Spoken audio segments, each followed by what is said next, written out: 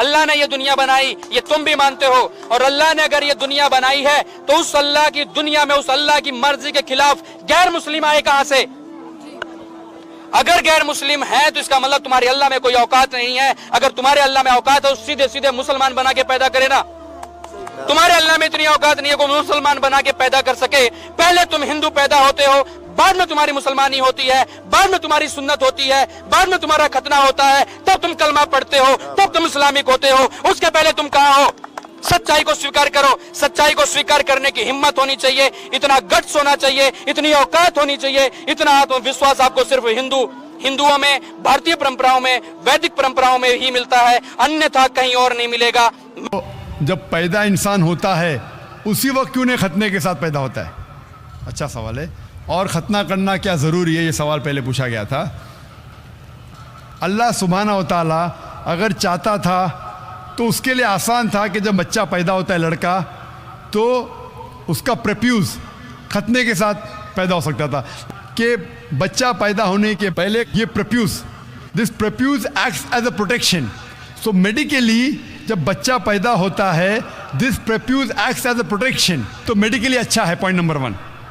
لیکن پیدا ہونے کے بعد اس پریپیوز کو کاٹنا، ختنہ کرنے کے کئی فائدے ہیں، اور اس سے یہ پتہ چلتا ہے جب ایک لڑکا یا آدمی کی ختنہ ہوتی ہے اس کے بہت کم چانسز ہے to have cancer of the penis کے کینسر ہونے کے چانسز بہت کم ہیں۔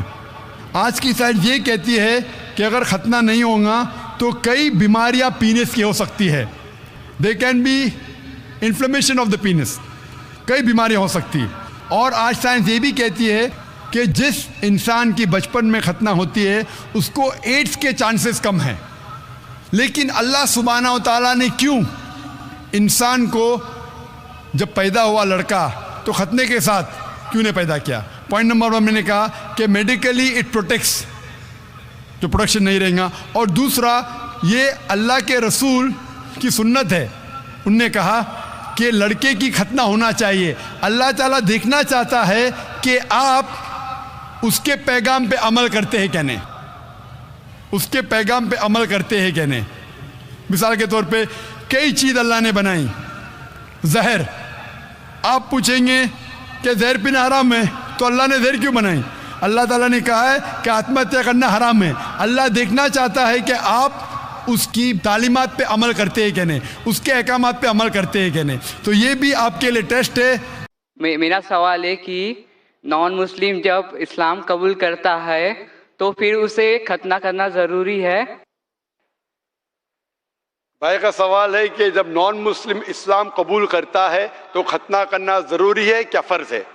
اسلام میں جب غیر مسلمان اسلام قبول کرتا ہے تو ختنہ کرنا، سرکمسیشن کرنا فرض نہیں ہے، بہتر ہے۔ یہ سنت ہے، سنت موقدہ ہے، بہتر ہے لیکن فرض نہیں ہے۔ اگر کوئی کہتا میں ختنہ کرنا نہیں چاہتا ہوں، کیا مسلمان بن سکتا ہوں؟ بن سکتے، لیکن بہتر ہے کہ کرے۔ کیوں؟ میں ڈاکٹر بھی ہوں اور میڈیکل سائنس یہ کہتی ہے کہ ختنہ کرنے کے کئی فائدے ہیں۔ مثال کے طور پہ آج کی سائنس کہتی ہے کہ اگر جو انسان ختنہ کرتا ہے اسے کینسر آف دا پینس ہونے کے چانسز بہت کم ہیں، کینسر آف دا پینس ہونے کے چانسز کم ہیں۔ جب ایک انسان کا ختنہ نہیں ہوتا ہے اسے کہتے ہیں پریپیوس۔ یہ پریپیوس کی وجہ سے کتنی نجاست رہتی ہے۔ جب آپ اپنے حاجت کے لیے جاتے، کال آف نیچر کے لیے جاتے، اس وقت کئی قطرے آپ کے پینس میں رہتے، اس سے کئی بیماری ہو سکتی، ایچنگ ہو سکتا ہے، ڈیزیز آف دا پریپیوس ہو سکتا ہے، پریپیوسائٹس ہو سکتا ہے۔ جب کوئی انسان ہم بستری کرتا ہے اس وقت بھی سیمن رہ جاتا ہے، منی رہ جاتے، اس سے کئی بیماری ہو سکتے ہے۔ اسی وجہ سے آج سائنس کہتی ہے ختنہ کرنا بہتر ہے۔ اسی لیے یو ایس اے میں مسلم کی تعداد بہت کم ہے، بہت کم ہے، 6 سے 8% ہے، پھر بھی 50% سے زیادہ امریکہ میں جب بچہ پیدا ہوتا ہے، لڑکا پیدا ہوتا ہے، پوچھنے کے بعد اس کی ختنہ کی جاتی ہے۔ اکثر لوگ جو امریکہ میں عیسائی ہے اس کے باوجود 50% سے زیادہ سائنس کی بنیاد پر لڑکے جب پیدا ہوتے ہیں ختنہ کرتے ہیں۔ تو میرا یہ کہنا ہے کہ ختنہ کرنا بہتر ہے اور انسان کو کرنا چاہیے لیکن فرض نہیں ہے۔ ہمارے آخری پیغمبر محمد صلی اللہ علیہ وسلم فرماتے کہ ہر انسان، ہر بچہ جب پیدا ہوتا ہے وہ دین الفطر میں پیدا ہوتا ہے۔ دین الفطر مطلب وہ مسلمان جیسا پیدا ہوتا ہے۔ مسلم کا مطلب وہ انسان جو اپنی زندگی اللہ، بھگوان، ایشور، اپنے خالق کے مطابق بسر کرتا ہے۔ جو انسان اپنی زندگی اپنے خالق، اپنے اللہ کے کہے ہوئے احکامات کے مطابق بسر کرتا ہے، اسے کہتے ہیں عربی میں مسلم۔ تو ہر انسان جب پیدا ہوتا ہے، چاہے ہندو خاندان میں پیدا ہو، یا عیسائی خاندان میں، یا یہودی خاندان میں، یا مسلم خاندان میں، کوئی بھی خاندان میں پیدا ہوتا ہے، وہ پیدا ہوتا ہے مسلمان جیسا۔ اس کے بعد اس کے والدین، اس کے بڑے، اس کے ٹیچرز اسے سکھاتے ہیں۔ اگر صحیح چیز سکھاتے تو وہ صحیح راستے پہ رہتا ہے، ورنہ وہ دوسرے راستے پہ بھٹک جاتا ہے۔ ہو سکتا ہے کہ بت پرستی کرنے لگے، وہ مورتی پوجا کرنے لگتا ہے، ہو سکتا ہے وہ آگ کی پوجا کرنے لگے۔ اسی لیے اگر کوئی غیر مسلم مسلم بنتا ہے، اردو میں اکثر کہتے ہیں نو مسلم، جو غلط ہے۔ انگریزی میں کہتے ہیں convert. Convert means going from one track to the other, which is wrong۔ صحیح لفظ ہے لوٹا ہوا مسلم، کیونکہ ہر انسان پیدا ہوتا ہے مسلم جیسا، پھر اس کے والدین، اس کے بڑے کے ذریعے سے وہ غلط ٹریک پہ جاتا ہے، اور جب صحیح ٹریک پہ آ جاتا ہے واپس، صحیح لفظ ہے لوٹا ہوا مسلم۔ انگریزی میں کہیں گے ریورٹ۔ اکثر ہم کہتے ہیں نو مسلم، جو اسلامی تعلیمات کے مطابق غلط ہے۔ صحیح لفظ ہونا چاہیے لوٹا ہوا مسلم، ریورٹ۔ اور آپ کا سوال تھا کہ اللہ نے تمہیں مسلم کیوں نہیں بنایا؟ اللہ نے تمہیں مسلم ہی بنایا۔ ہو سکتا ہے کہ بچپن میں آپ کے بڑے، آپ کے والدین، آپ کے ٹیچر آپ کو صحیح راستہ نہیں دکھا سکے اور آپ غلط راستے پہ گئے، لیکن اس کے باوجود آپ اللہ کو دوشی نہیں ٹھہرا سکتے۔ آپ یہ پوچھ سکتے کہ اللہ نے کیوں مجھے ہندو خاندان میں پیدا کیا؟ اگر مسلم خاندان میں پیدا کیا ہوتا، ہو سکتا ہے کہ میں مسلمان ہوتا۔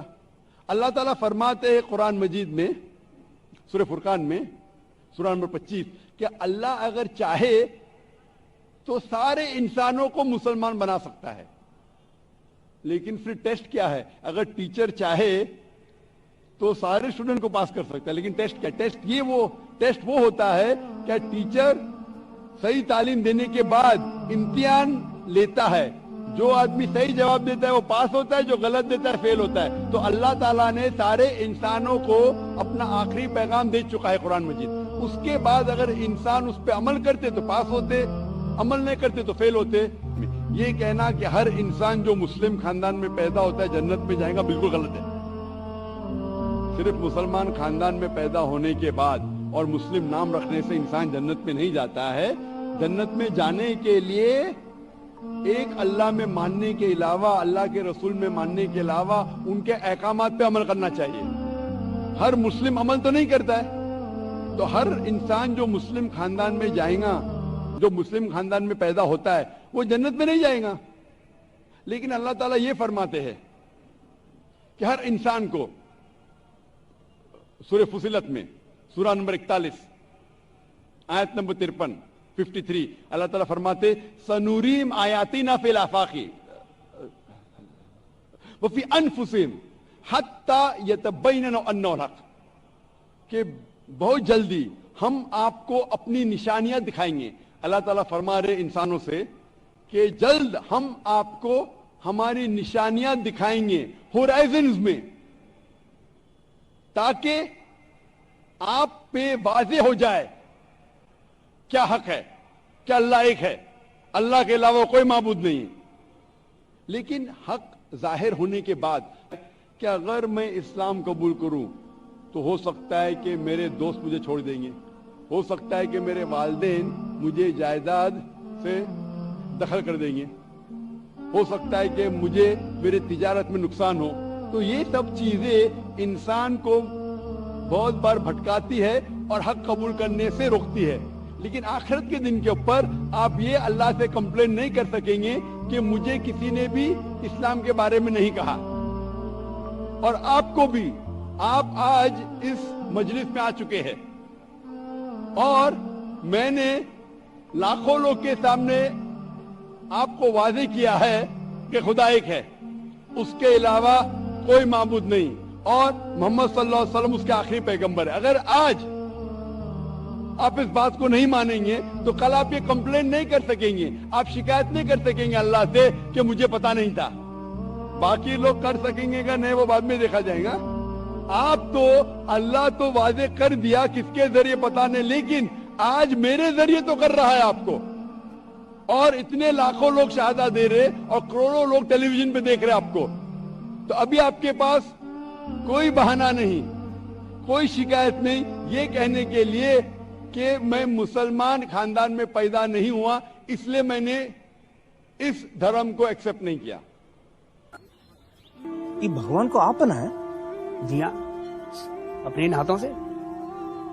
آپ بھگوان کو بنایا کہ بھگوان آپ کو؟ بھیا بھگوان نے ہم سب کو بنایا ہے, ہم نے تو صرف ان کی مورتیاں بنائی ہیں. کائے بنا ہوا تو وہ کی مورت؟ تاکہ ہم ان کی پوجا کر سکیں, اپنی سکھ دکھ کی باتیں کر سکیں. کرے بھیتر ٹرانسمیٹر فٹ ہے کا؟ بھگوان تک بات پہنچت کیسے ہے؟ ارے بھگوان کو کسی ٹرانسمیٹر کی ضرورت نہیں پڑتی, وہ ڈائریکٹلی سن لیتا ہے. ڈائریکٹلی سنت ہے تو پھر یہ مورت کی کیا ضرورت ہے؟ ارے کیا کروں اس کا یار, دھندا بند کروائے گا کیا؟ کیا آج آپ کو لگتا ہے چاہے آپ رام کی بات کریں, کرشن کی بات کریں یا سائی بابا کی بات کریں, ان میں سے کسی کی بھی پوجا نہیں ہونی چاہیے؟ تو سائیں کی مورتی کی کریں تو بہت ہی گندا غلط ہے, اور رام اور کرشن کی بھی کریں تو یہ رام اور کرشن کے ساتھ بھی انیائے ہے. رام اور کرشن ایشور بھکت تھے جی, انہوں نے کبھی دعویٰ نہیں کیا کہ میں ایشور ہوں اور میری پوجا کی جائے, ایسی کوئی بات نہیں ہے. جی جی, جو آدی شنکراچاریہ نے جو مورتیاں توڑوائیں, انہوں نے جینیوں کی مورتیوں کو انہوں نے ہٹوایا اور انہوں نے کہا یہ سب مورتی پوجا بند ہونی چاہیے. میں آدی شنکراچاریہ کا میں نہیں, مہرشی دیانند نے جو بیان کیا, جو ان کا بخان کیا ہے, جی میں نتمستک ہوتا ہوں آدی شنکراچاریہ کے بارے میں. میں کہنا چاہتا ہوں سوامی جی, ہمارے دیش میں مورتی پوجا نہیں تھی. بالکل سوامی جی. اسلام میں ہر گناہ معاف ہے, لیکن شرک کی معافی کیوں نہیں ہے؟ اگر انسان قتل کرتا ہے اسے معافی ہے, زنا کرتا ہے اسے معافی ہے, لیکن شرک کی معافی کیوں نہیں ہے؟ میں صاحب کا سوال ہے کہ اسلام میں سارے گناہ کی معافی ہے, شرک کی نہیں. قتل کرتا ہے معافی ہے, زنا کرتا ہے معافی ہے, شرک کی معافی کیوں نہیں؟ آپ قرآن مجید کے بارے میں ذکر کر رہے جو سورہ نساء میں ہے, سورہ نمبر 4 آیت نمبر 48 اور آیت نمبر 116. ان دو آیتوں میں سورہ نساء سورہ نمبر 4 میں لکھا ہے کہ اگر اللہ چاہے تو کوئی بھی گناہ کو معاف کر سکتا ہے, لیکن شرک کو کبھی نہیں معاف کرے گا, کیونکہ جو شرک کیا ہے وہ بہت بھٹک چکا ہے. تو اس میں یہ نہیں لکھا ہے کہ اب زنا کریں گے تو معاف کرے گا ہی, کر سکتا ہے اگر آپ توبہ کریں گے تو. اگر آپ توبہ کرتے کہ میں نے زنا کیا ہوں, میں نے قتل کیا ہوں, مجھے معاف کر دے اور انشاءاللہ میں آئندہ نہیں کروں گا, تو اللہ معاف کرے گا. اسی طریقے سے شرک بھی, اگر آپ شرک کرتے ہیں اور اللہ سے معافی مانگتے ہیں کہ میں اگلی بار شرک نہیں کروں گا, تو اللہ شرک کو بھی معاف کر سکتا ہے. لیکن شرک کی حالت میں مریں گے تو معافی نہیں. آپ مشرک جیسا مریں گے, شرک کرتے ہوئے مریں گے تو معافی نہیں. اگر آپ نے شرک کیا, لیکن آج آپ دیکھ رہے ہیں, کل بھی پرسوں بھی کتنے غیر مسلم بت پرستی کرتے تھے, شرک کرتے تھے, مورتی پوجا کرتے تھے, ابھی مسلم بن گئے. اللہ تعالیٰ بے شک معاف کریں گا. اور جس دن آپ اسلام قبول کیے, آپ کے پچھلے گناہ سارے معاف, آپ کا سلیٹ کلین. میں ماشاءاللہ ابھی 46 سال کا ہوں, اچھے کام کرتا ہوں, انسان ہوں, غلطیاں بھی کرتا ہوں. آپ اگر اسلام قبول کرے, آپ کا سلیٹ کلین. میرے تو سلیٹ میں تو کافی چیز اوپر نیچے ہے. اگر آپ اسلام قبول کریں تو اللہ کے رسول فرماتے آپ کے سارے گناہ معاف, سلیٹ از کلین. تو آپ ایک صاف ستھرے مسلمان بنتے. اس کے بعد حساب کتاب شروع ہوگا. میں پوچھنا چاہتا ہوں, آپ مورتی پوجا میں مانتے بھائی صاحب؟ جی مانتے ہیں. کیوں, آپ کو لگتا نہیں غلط ہے؟ آپ کیا ہندو ہے؟ جی. آپ کے مذہبی کتاب میں لکھا ہے چھندوگیہ اپنشد میں چیپٹر نمبر 6 ادھیائے نمبر 2 شلوک نمبر 1, ایکم ادویتیم, خدا ایک ہے, اس کے علاوہ کوئی نہیں ہے. लिखा है श्वेता श्वेता उपनिषद में अध्याय नंबर 6 मंत्र नंबर 9, नाचस्य कस्य जनिता न चदीपा, उस ईश्वर उस भगवान का कोई रब नहीं, उसके कोई वालदेन नहीं। लिखा है श्वेता श्वेता उपनिषद में चैप्टर नंबर 4 मंत्र नंबर 19 में न तस्य प्रतिमा अस्ति, उस ईश्वर उस भगवान की कोई प्रतिमा नहीं, कोई पिक्चर नहीं, कोई पेंटिंग नहीं, कोई फोटोग्राफ नहीं, कोई मूर्ति नहीं, कोई बुत नहीं। लिखा है यजुर्वेद में चैप्टर नंबर 32 वर्ष नंबर 3 में मंत्र नंबर 3 में न तस्य प्रतिमा अस्ति, उस ईश्वर उस भगवान की कोई प्रतिमा नहीं, कोई पिक्चर नहीं, कोई पेंटिंग नहीं, कोई फोटोग्राफ नहीं, कोई बुत नहीं, कोई मूर्ति नहीं। तो साफ तौर पे कई जगह आप हिंदू की मजहबी किताब में लिखा है कि मूर्ति पूजा गलत है, तो क्यों आप मूर्ति पूजा करते हैं? भाई साहब जी, इस बारे में मुझे सही तालीम नहीं है, मुझे थोड़ा वक्त चाहिए। मैं इतने हवाले दे रहा हूँ कि आपको लगता है कि मैं फेंकते जा रहा हूँ, हवाले के हवाले दे रहा हूँ, आप नोट कीजिए जी। या इंटरनेट पे जाइए, आप टाइप करो, वेद भी इंटरनेट के ऊपर है, कुरान भी इंटरनेट के ऊपर है, टाइप करो, रेफरेंस टाइप करो, आपको हवाला मिल जाएगा।